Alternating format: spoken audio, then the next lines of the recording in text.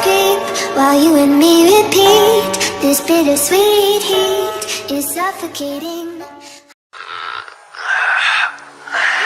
Oh, darling, you're finally awake. What? Watching you sleep is always fun, but it gets a bit old after 6 hours, you know? What's happening? Where am I?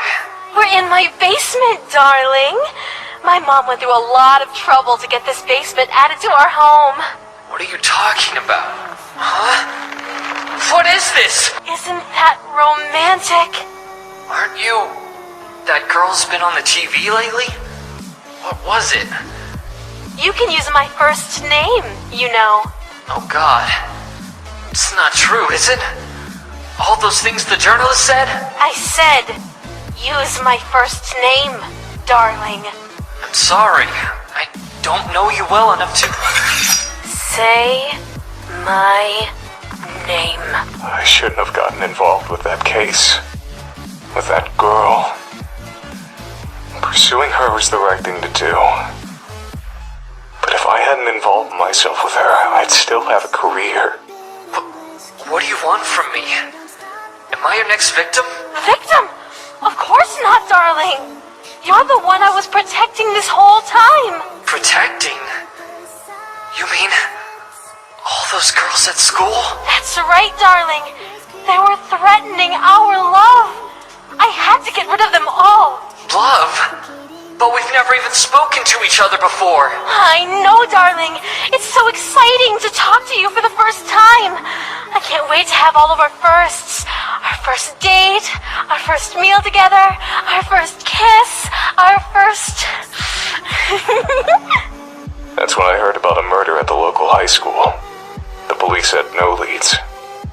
I decided to investigate it myself. I tried to be a hero. And that was the worst mistake of my life. It was at this point in time that I noticed a peculiar girl who was quite obviously stalking one of her seniors. I decided to keep my eye on her, and before long, I began to observe some disturbing behavior from her. If you love someone, you shouldn't kidnap them and tie them to a chair. Well, how else am I supposed to make sure that you don't try to run away, darling? Please. Please. Let me go. I promise I won't tell the police. Sorry, darling. You're not allowed out of that chair until I'm 100% sure that you'll never try to leave me. From this day forward, I'm never going to let you out of my sight. We'll be together forever. I witnessed the girl do more than just stalk an upperclassman. She stalked any girl who spoke to him. Through student interviews, I kept tabs on what happened to those girls. They became the victims of bullying, were expelled, and in some cases, stopped coming to school. I frequently saw the girl running with a mop and a bucket, as though she always had some sort of mess to clean up. That girl was using manipulation, intimidation, and sometimes even violence to sabotage the boy's love life. If she wasn't above that kind of behavior, the possibility of murder didn't seem too far off.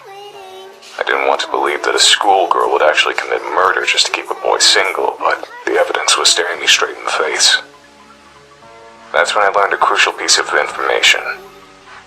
The girl who was murdered at the beginning of the school year had a crush on the same boy that was being stalked.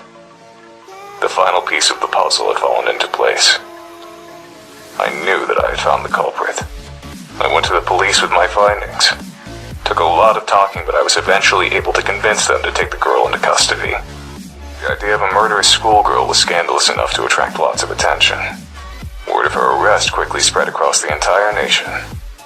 The trial turned into a media circus. That manipulative little schoolgirl put on the best act I've ever seen. She cried non-stop, feigned ignorance at every opportunity, and had an excuse for every accusation leveled at her. The court fell in love with her, the media fell in love with her, the entire damn nation fell in love with her. She called me a dirty pervert who enjoyed leering at schoolgirls. She called me a fame-seeking yellow journalist. She claimed that I only accused her of murder for sensational headlines. And the court bought every word of it. The day the judge declared her innocent, The entire country celebrated like it was a damn holiday. I'll never forget her face that day. She was smiling, but her eyes were blank, empty, soulless, like a doll's eyes. She looked like she didn't have a single ounce of humanity in her entire body. With that smiling face, she said to me, "It would be very easy to make your death look like a suicide. Don't ever cross me again." Forever? That's right.